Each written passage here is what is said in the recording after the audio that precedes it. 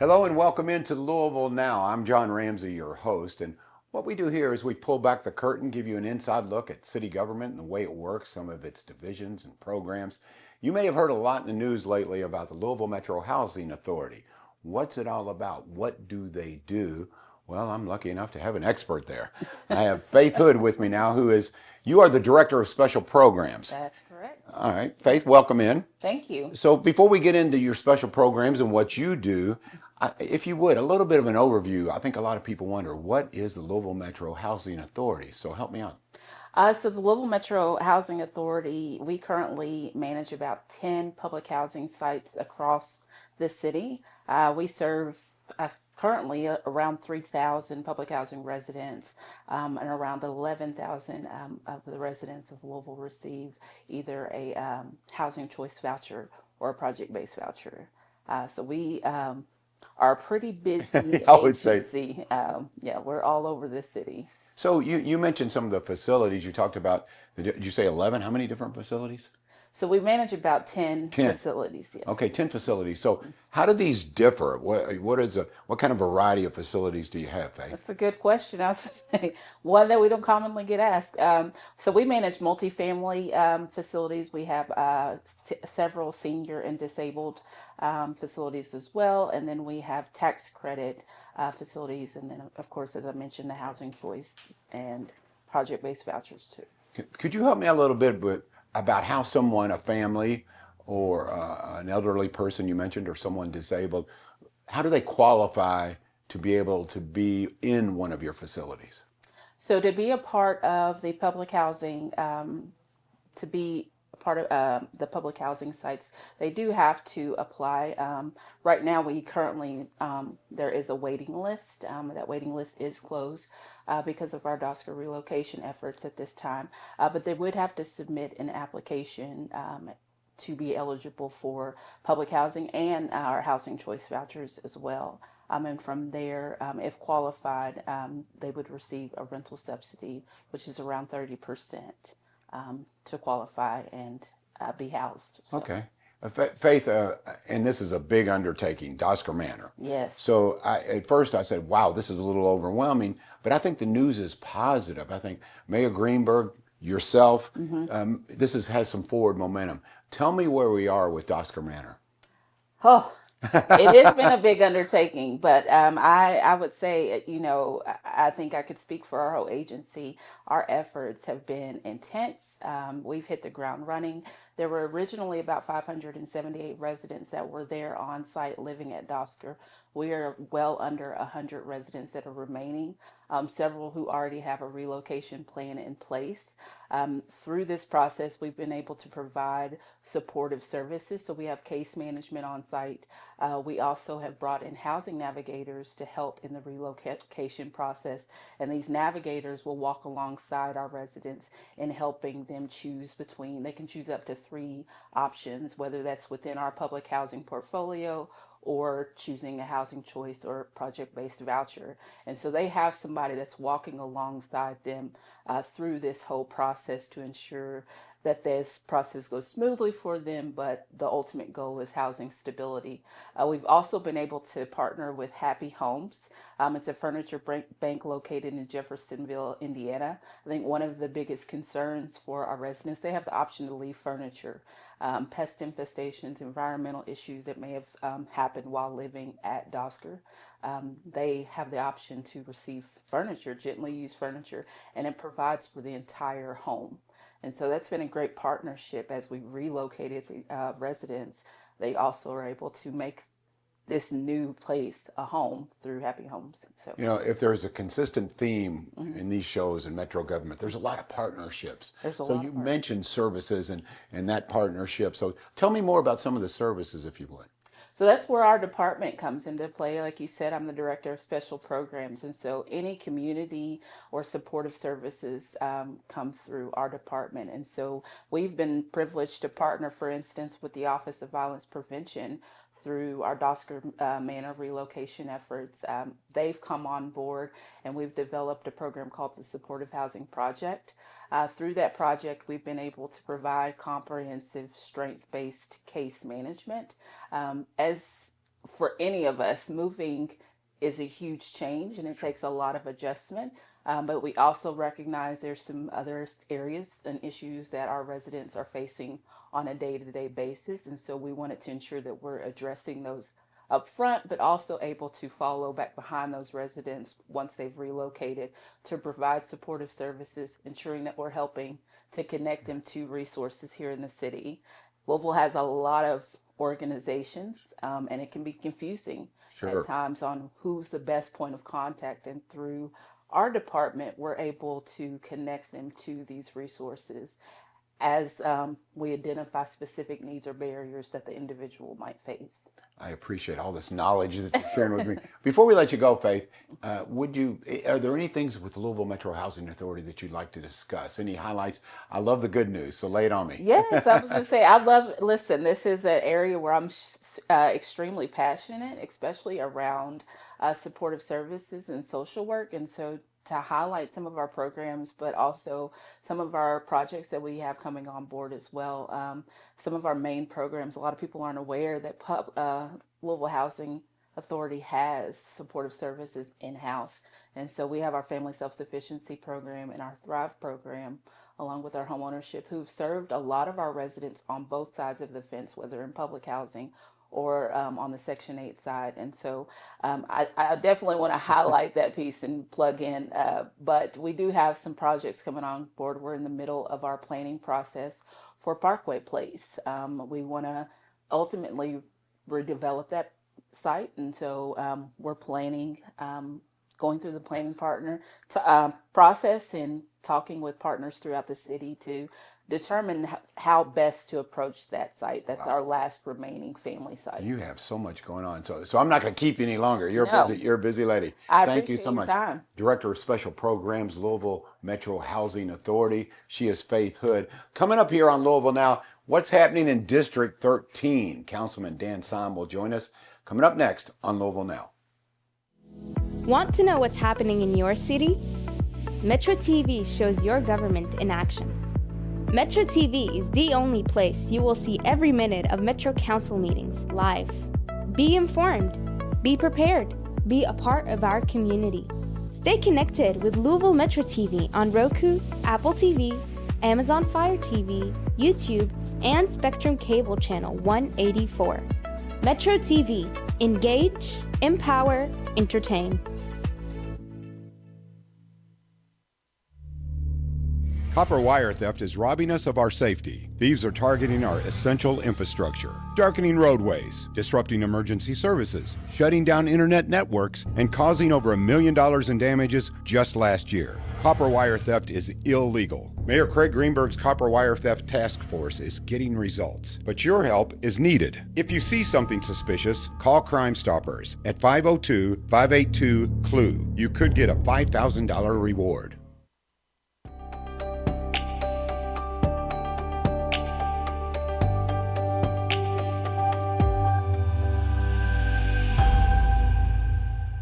Welcome back to Louisville Now. In my last segment, I talked about how I love positive news, and I know you do as well. So we're going to get some positive news about District 13. And with us now is Councilman Dan Syme Jr. Councilman, we had a brief conversation before we went on the air together. You've got a lot of positive things going on. First of all, Fairdale area, right? Tell us about what District 13 is exactly. Well, District 13 is South Louisville, and the heart of District 13 is Fairdale. But we also cover up to Okolona. This is part of my district here in Jefferson Mall area. We go all the way to Blevins Gap, Scottsdale, Yorktown, a lot of the South End, but the heart is Fairdale.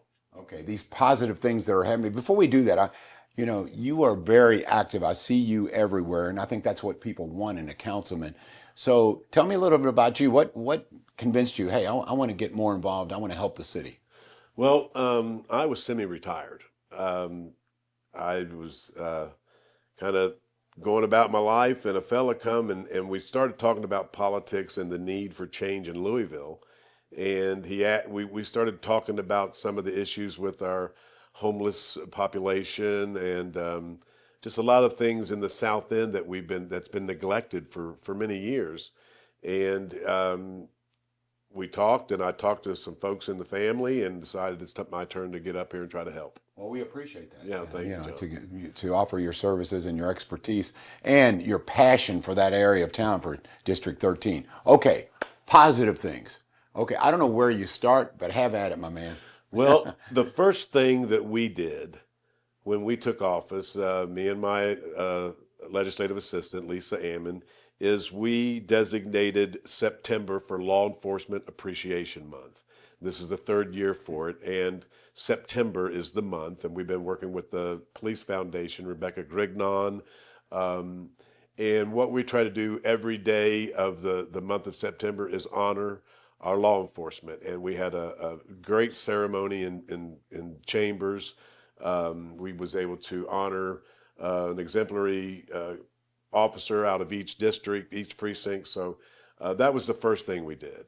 And then the second thing we did is I love music. And I have followed our local band, My Morning Jacket, for a long time. That's a good one. You and a lot of folks. Oh yeah, and we paid to get the banner, My Morning Jacket's Louisville, at the fair, and that was one of the first things we did. It took us a couple years to get that done, but we got that done, and it's beautiful.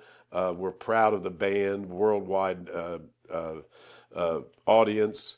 So anyway, on top of that, that was the first thing. Another thing is, I went to our park, Nelson Hornbeck Park in Fairdale, and our kids were sitting on splinters, and it kind of angered me because I was a youth football coach. I believe in youth advancement, and we immediately went in and spent probably about $250,000 in Nelson Hornbeck Park to get things going, and ultimately we'll have put close to $600,000-$700,000 in the park, pickleball courts, revamping everything, and people are seeing it, and they're really starting to bubble, and I'm there because it has been neglected for a while. I love hearing that because the mayor talks often about quality of place and quality of life that means so much to all of us. So tell me about some more. Obviously, you're busy. Current projects that you're working on, or maybe a vision that you see? What we're doing right now is Fairdale. We're the gateway to the Jefferson Memorial Forest, and the Jefferson Memorial Forest is 7,000 acres, and it's the largest urban forest in America, and no one knows it. So we've got with the mayor and his wife Rachel's been out. I've had Rand Paul's office out there. Morgan McGarvey, I've had him out there, Mitch McConnell. I've been out there hiking. We're It's trying to great. get That's focused. great. We've put several $1 million into Tom Wallace Park. We've made it accessible, where we can, if you can get a wheelchair and go fishing. We have a platform for them to fish off of. We've been granted some property to put a memorial where they can, the veterans, which is what the park is named after. So we're going to be doing a giant memorial, but we're putting several millions. We're looking to put $30 to $60 million into the forest. Whoa. And do some regional advertisement. We want people to come from Virginia and Tennessee to hike in our trails at the forest and see some of the amenities we'll have, treetop camping, and the mayor is totally on board. And it's going to bring a lot of economic development all the way around Valley Station, Fairdale, Brooks, Bullitt County. So it's just a big project. It's a big one we're doing, but we're happy to do it. And then as the gateway, we've got archways and Gallapalooza horses and murals, and we're putting hundreds of $1,000s in, and the pride is starting to bubble. It's bubbling. Councilman Syme, I can tell when I'm talking to you and I'm listening to all of these amenities and additions that you're adding to your district, you're very family focused, which I love. I can tell that's big to you. Before I let you go, I have to ask you though. Okay, I've had brief conversations, but you seem like you know him. Jim James, he's a cool cat.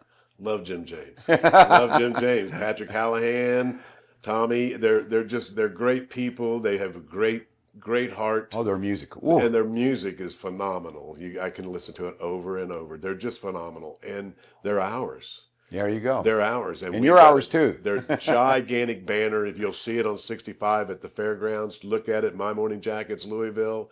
We love Jim and company. And and all those that he works with. He works with all the local talent when he comes to town and brings the concert, which is phenomenal. But one of the biggest things that I think we're doing now is working with seniors. Yeah. We've developed a senior program in Fairdale that has brought life to these folks that you just wouldn't believe. All right. You wouldn't believe. Well, you've got a lot of positives A going lot on. of good things. Councilman Syme, thank you for your time. I've enjoyed Yeah. getting to know you a little bit better. We'll Yeah. have to sit and listen to some music coming up. Yeah, well, I'll see you at your next concert, I'm sure. There we go. I hope Yeah, so. Bourbon and beyond. All right. Good news from District 13, Yeah. courtesy of Councilman Dan Syme. Okay, coming up here, you may not know it, but October is Fire Safety Month. We're going to talk about you, your family, workplace being more safe. That's what priority number one here on Louisville Now. We'll be right back.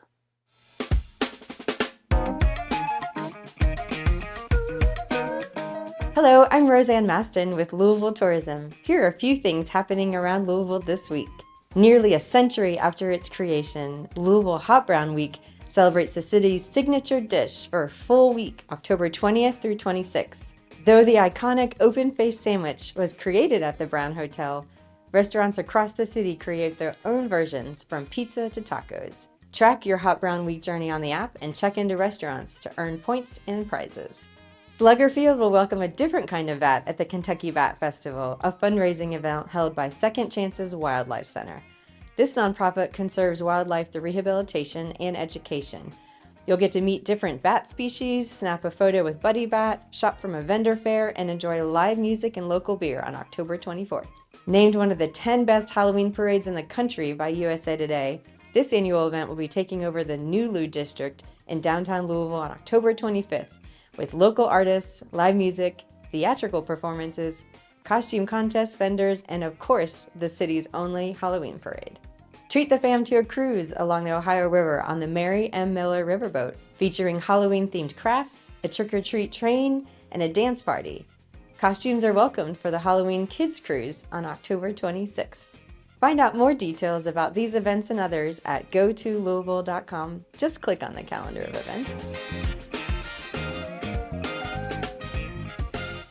Welcome back to Louisville Now. I mentioned that October, the month of October, Fire Prevention Month. And when it comes to interviews, this guy is smoking hot. I mean, he is on fire. Okay, I've got to quit with this.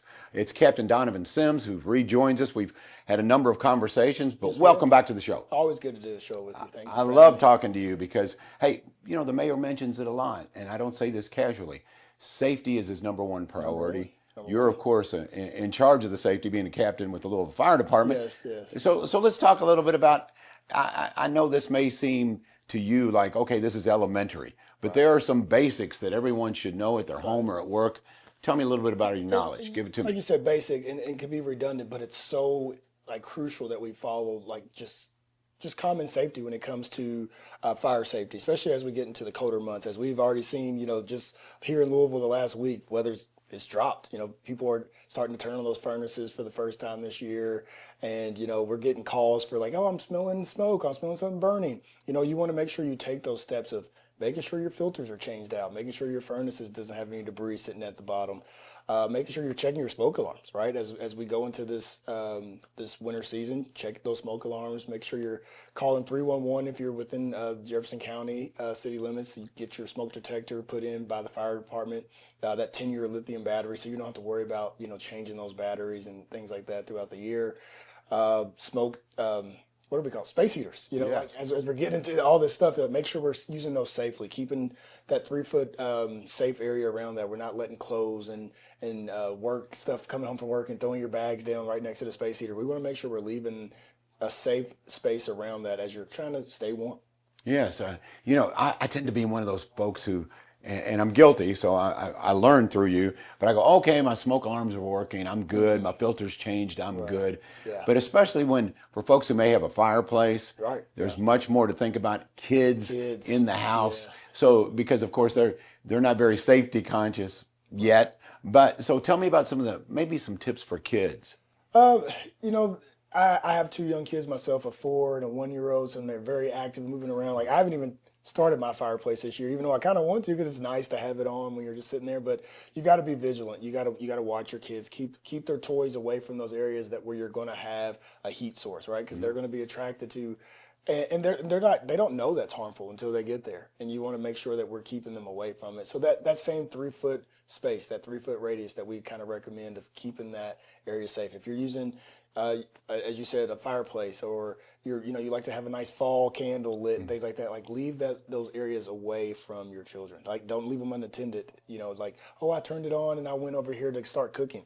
Just like you wouldn't leave your food alone, don't leave your other heating sources alone as well. I hear, is that true that number one place in a home, kitchen, is that, Kitchen. that's where, well, Kitchen. the heat, it makes Kitchen. sense. It Kitchen. makes sense. So let's say you have your house down pat, but you come into your work environment. What should people look for and maybe make superiors aware of, their managers, and say, hey, we need to pay attention to this? In your workspace, you do have a lot of that, like some people like their offices cold, some like they're warm, like they have those space heaters in their office, but they're using those power strips, right? Because you have your monitors, your TVs, you're charging your phone. You probably got your coffee mug that stays on a warmer, so it stays warm through the day. Like, and we're just plugging all those things in, and we're using these surge protectors and power things. Like those heavy loads, like if you do have a space heater in your office, like make sure that's on its own. Like don't overload these circuits and things like that. Don't tuck them behind desks so you can't reach them and or get to them.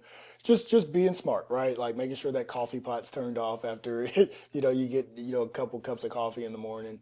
Just looking at things again, knowing your exits in your building, how to get out of your workspace, like where are your stairs, Sure. If a fire's on one corner, how do I get out the other way? And again, code. Your building should be up to code, but like look for things that are kind of like that looks a little suspicious. Residents of this area who are watching Louisville Now, we appreciate what you do, and we know the danger involved. So I'm curious. So the mayor talks a lot about recruiting new police officers, new, fire department. How's it going? How's recruiting going? Recruiting's going great. We had really exceptional numbers for our last recruiting process. Well over 1,000 applicants. We are working on making sure we get a lot of those applicants to the next step. We saw a big drop off when they started coming in and testing. We had over 1,000, but only 500 showed up for a written test, and then so many as well. So we're working on ways to do that. We have hopefully some big news coming in our recruiting area and recruiting offices in the next month or so.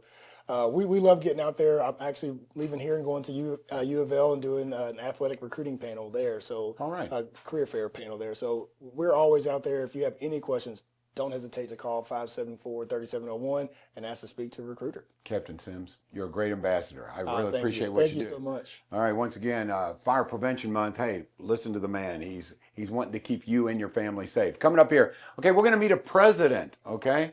I've got your attention. Coming up next on Louisville Now. People call us when they don't know what to do. That's what we say. If you want to do this job, you can absolutely do this job. You will not regret it. You only have to be 18. You have to have a high school diploma or GED, and the rest of it's up to you. Is it going to be hard? Yes. Are we going to challenge you? Absolutely. But can you do it? Yes, you can.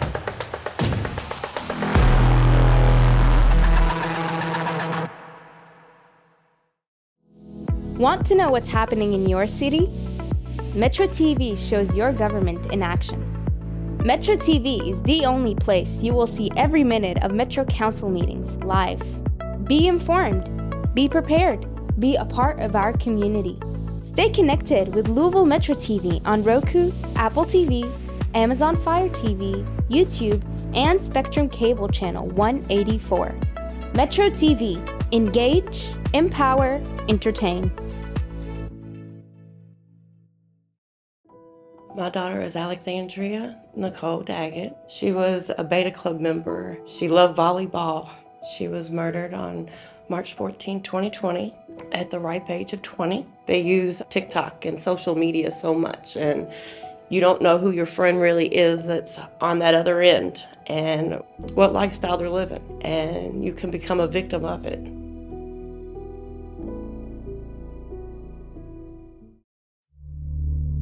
Copper wire theft is robbing us of our safety. Thieves are targeting our essential infrastructure, darkening roadways, disrupting emergency services, shutting down internet networks, and causing over $1 million in damages just last year. Copper wire theft is illegal. Mayor Craig Greenberg's Copper Wire Theft Task Force is getting results, but your help is needed. If you see something suspicious, call Crime Stoppers at 502-582-CLUE. You could get a $5,000 reward. Welcome back to Louisville Now. Okay, I had a little tease there. I said you're going to meet a president, and you're going to do just that. She is a resident council president for Notmeyer Wind, and we'll tell you what that's all about and what that entails. First of all, Sandra, welcome in. Thank you. I appreciate you coming in to talk to us. You're Okay, welcome. so tell me exactly, what is a resident council president? Well, the resident council president, we represent the residents in that whole complex. And what we do is we try to make life easy for them. We try to do fun things. We do bingo. We do like Halloween party for the kids. We try to do something for each holiday. And we have a laundry room on site. And the laundry room, the money from the laundry room goes to the resident council, and that we use that money to be able to do like fun things, like buy little gifts for the bingo prizes. And then like Halloween, we have things for the kids. And then we try to have a Thanksgiving Day dinner and a Christmas dinner.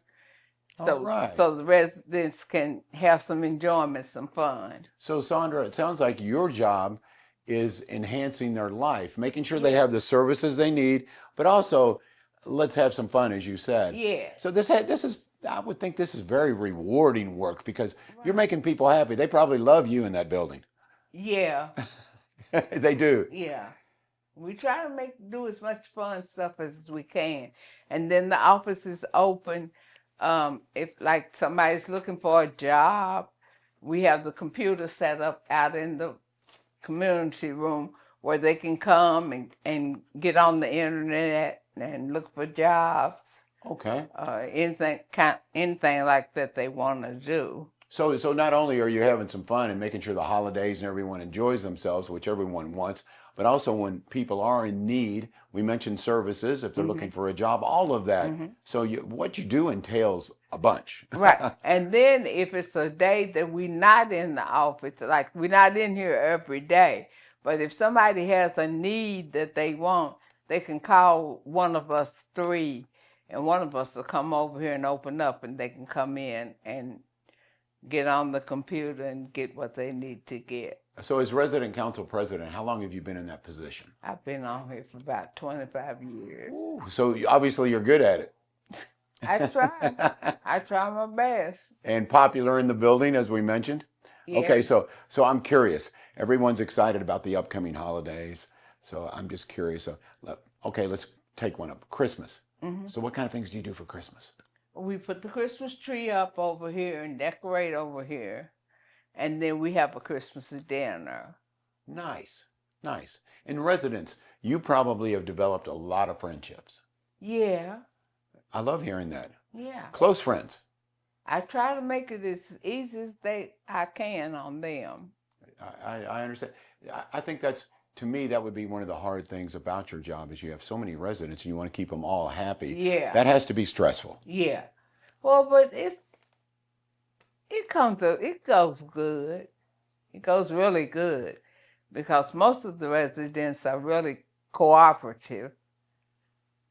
Got a few that's not, but you always That's always the case. You always got a few that's not doing something right. On behalf of your residents and me, because I want the quality of life and, of course, our audience to be great here in Louisville, thank you for what you do. You're welcome. Sandra Epps, thank you very much. I enjoyed the conversation. welcome. Hopefully you enjoyed the entire show today. We talked a lot about the Metro Housing Authority, talked a little bit about District 13 with Councilman Dan Simon. I enjoyed my conversation, of course, with Captain Sims and Sandra. So we hope you enjoyed yourself. Tell your friends about it. Okay, once again, it's Louisville Now. We've been live and we've enjoyed having you. We'll see you next time.